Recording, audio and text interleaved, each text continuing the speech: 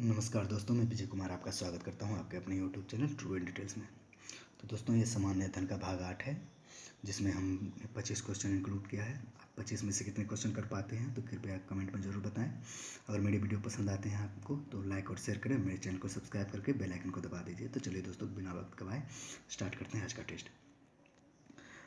चलिए जूम कर लेते हैं थोड़ा सा।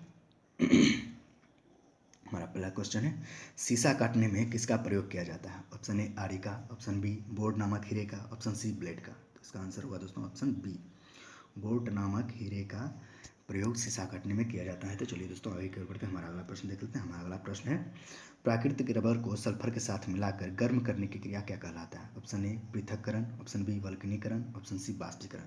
तो इसका आंसर होगा दोस्तों ऑप्शन बी, वल्कनीकरण। वल्कनीकरण के बाद रबर एक निश्चित आकार ग्रहण कर लेता है।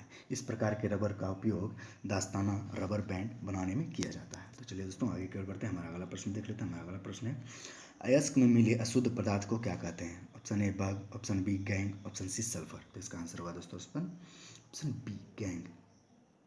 अयस्क में मिले अशुद्ध पदार्थ को गैंग कहते हैं, और अयस्क में मिले गैंग को हटाने के लिए बाहर से फ्लस्क नामक पदार्थ मिलाया जाता है, जिससे अयस्क में से गैंग अलग हो जाता है। तो चलिए दोस्तों, आगे बढ़ते हैं, हमारा अगला प्रश्न देख लेते हैं। सबसे भारी धातु कौन सी है? ऑप्शन ए लोहा, option B osmium, option C platinum. तो इसका आंसर होगा दोस्तों ऑप्शन बी, ओस्मियम।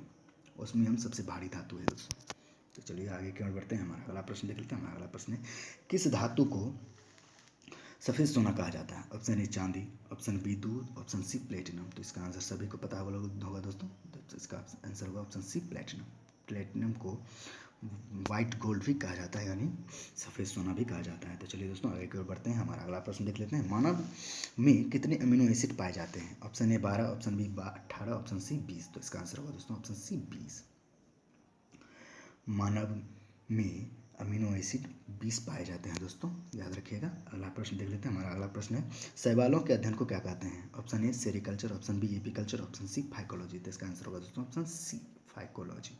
शैवालों के अध्ययन को फाइकोलॉजी कहा जाता है दोस्तों, तो याद रखिएगा, ये भी बहुत महत्वपूर्ण है। चलिए आगे की ओर बढ़ते हैं, हमारा अगला प्रश्न देख लेते हैं। हमारा अगला प्रश्न है, रेबीज का टीका और दूध के पास्चुराइजेशन की खोज किसने की? ए अलेक्जेंडर, बी अरस्तु, सी लुई पास्चर। तो इसका आंसर होगा दोस्तों option C, Louis Pasteur. Rabies का टीका और दूध पास्चुराइजेशन की खोज लुई पास्चर ने किया था। तो चलिए दोस्तों, आगे की ओर बढ़ते हैं, हमारा अगला प्रश्न देख लेते हैं। हमारा अगला प्रश्न है, मानव शरीर में मांसपेशियों की संख्या कितनी होती है? Option A 654, option B 500, option C 639। तो इसका आंसर होगा दोस्तों ऑप्शन सी, 639। मानव शरीर में मांसपेशियों की संख्या 639 है दोस्तों, याद रखिएगा। चलिए आगे की ओर बढ़ते हैं, हमारा अगला प्रश्न देख लेते हैं।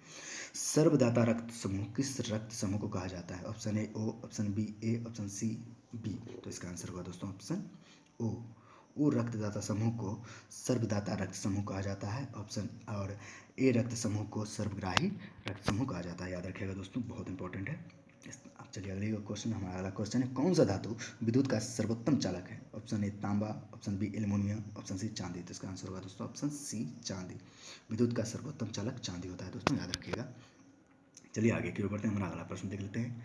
सामान्य ट्यूबलाइट में कौन सी गैस होती है? Option A oxygen, option B helium, option C argon के साथ मर्क्यूरी वेपर। तो इसका आंसर होगा दोस्तों ऑप्शन सी, ऑर्गन के साथ मर्क्यूरी वेपर। सामान्य ट्यूबलाइट में ऑर्गन के साथ मर्क्यूरी वेपर नामक गैस होती है दोस्तों। तो चलिए आगे की ओर बढ़ते हैं, हमारा अगला प्रश्न है, CFL का पूर्ण रूप क्या है? Option A crystal fluoric lamp, B compact fluorescent lamp, C common fire light. तो इसका आंसर होगा दोस्तों option B, compact fluorescent lamp. CFL का पूर्ण रूप यही है दोस्तों, तो याद रखिएगा। अगला प्रश्न देख लेते हैं, हमारा अगला प्रश्न है, किस रंग का तरंग दैर्ध्य सबसे अधिक होता है? ऑप्शन ए लाल, ऑप्शन बी पीला, ऑप्शन सी हरा। तो इसका आंसर होगा दोस्तों ऑप्शन ए लाल। लाल रंग का तरंग दैर्ध्य सबसे अधिक होता है और सबसे कम प्रकीर्णन इसी रंग का होता है दोस्तों, याद रखिएगा। अगला प्रश्न देख लेते हैं, ध्वनि किससे नहीं गुजर सकती है? तो दोस्तों ये क्वेश्चन आप लोगों के लिए है, इसका आंसर आप हमारे कमेंट बॉक्स में जरूर बताएं। तो चलिए अगला प्रश्न देख लेते हैं। हमारा अगला प्रश्न है, भारत की स्वतंत्रता के समय ब्रिटेन के प्रधानमंत्री कौन थे? Option A Ian Cook, option B Mountbatten, option C Clement Attlee. तो इसका आंसर होगा दोस्तों, सभी को पता होगा, क्लीमेंट एटली। भारत की स्वतंत्रता के समय क्लीमेंट एटली ब्रिटेन के प्रधानमंत्री थे। तो चलिए दोस्तों आगे बढ़ते हैं, हमारा अगला प्रश्न देख लेते हैं। भारतीय सुधार समिति की स्थापना किसने की थी?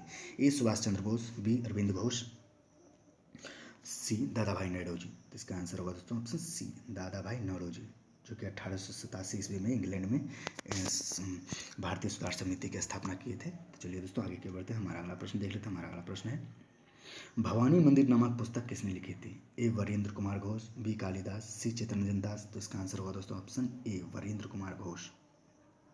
वरेंद्र कुमार घोष ने 1905 में भवानी मंदिर नामक पुस्तक लिखी थी। चलिए दोस्तों आगे बढ़ते हमारा अगला प्रश्न है, चंद्रमा को डैश ग्रह भी कहा जाता है? ऑप्शन ए क्षुद्र ग्रह, ऑप्शन बी जीवाश्म ग्रह, सी छोटा ग्रह। तो इसका आंसर होगा दोस्तों ऑप्शन बी जीवाश्म ग्रह। चंद्रमा को जीवाश्म ग्रह भी कहा जाता है, वैसे तो पृथ्वी के उपग्रह है, लेकिन इसे जीवाश्म ग्रह भी कहा जाता है। तो चलिए दोस्तों आगे के बढ़ते हमारा अगला प्रश्न देख लेते हैं। भारत में एल्युमिनियम का पहला कारखाना कहाँ स्थापित किया गया था? Option A Gujarat, option B Uttar Pradesh, option C Asansol Bengal. तो इसका आंसर होगा दोस्तों ऑप्शन सी आसनसोल बंगाल। आसनसोल बंगाल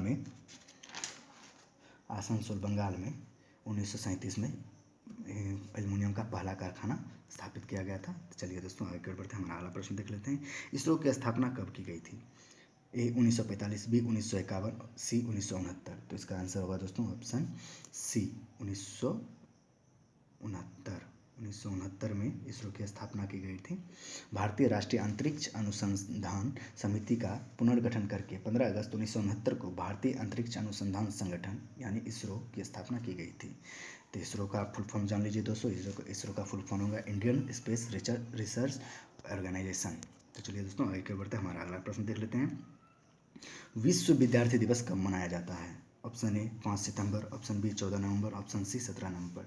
तो इसका आंसर होगा दोस्तों ऑप्शन सी 17 नवंबर। 17 नवंबर को विश्व विद्यार्थी दिवस मनाया जाता है और 5 सितंबर को भारत में शिक्षक दिवस मनाया जाता है और 14 नवंबर को भारत में बाल दिवस मनाया जाता है, जो कि जवाहरलाल नेहरू का जन्म दिवस है। तो चलिए दोस्तों आगे बढ़ते हैं, हमारा अगला प्रश्न देख लेते हैं। हमारा अगला प्रश्न है, धोनी ने अपना पहला वनडे शतक किस देश के खिलाफ लगाया था? ए पाकिस्तान, बी श्रीलंका, सी बांग्लादेश। तो इसका आंसर होगा दोस्तों ऑप्शन ए पाकिस्तान। धोनी ने अपना पहला वनडे शतक पाकिस्तान के खिलाफ लगाया था, याद रखिएगा दोस्तों। अगला प्रश्न देख लेते हैं। अगला प्रश्न है, ग्रैंड मास्टर शब्द किस खेल से संबंधित है? ए शतरंज, बी क्रिकेट, सी फुटबॉल। तो इसका आंसर होगा दोस्तों ऑप्शन ए शतरंज। ग्रैंड मास्टर शब्द शतरंज खेल से संबंधित है। तो चलिए दोस्तों आगे की ओर बढ़ते हैं, हमारा अगला प्रश्न देख लेते हैं। अगला प्रश्न, किस राजनीतिक पार्टी द्वारा भारत रत्न पुरस्कार बंद कर दिया गया था? ए कांग्रेस, बी जनता पार्टी, सी कम्युनिस्ट पार्टी। तो इसका आंसर होगा दोस्तों ऑप्शन बी जनता पार्टी। जनता पार्टी के द्वारा 1977 में इस पुरस्कार को बंद कर दिया गया था। फिर 1980 में कांग्रेस सरकार ने इसे शुरू किया और शुरू होते ही पहला पुरस्कार मदर टेरेसा को दिया गया था।